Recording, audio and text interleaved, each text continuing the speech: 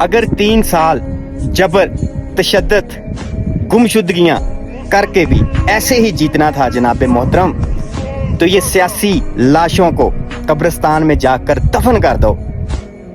निज़ाम दीन ने सोचा था कि मेरी बहुत मकबूलियत हो गई है चंद दिन में और मैं सब कुछ जीत जाऊंगा, मैं सब कुछ हासिल कर लूंगा और जो जेल में बैठा हुआ है उसकी मकबूलियत कम हो जाएगी।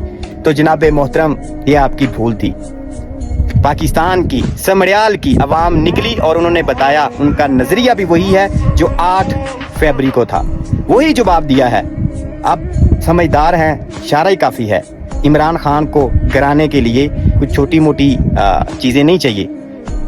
अगर आपको फिर इलेक्शन चोरी करने के लिए, एक ज़िमनी सीट जीतने के लिए अगर आपको डब्बे चोरी करने पड़ेंगे, उनका सहारा लेने पड़ेगा, तो जनाब मोहतरम, ये जो साथ आपने चोरों का टोला रखा हुआ है, इनको कब्रिस्तान में दफन कराएं, यही आपके लिए बेहतर है। बल्कि पाकिस्तान की आवाम ने आपको पैगाम दिया है, दोबारा से मुंह पर जोरदार तमाचा मारा है, ये पैगाम है।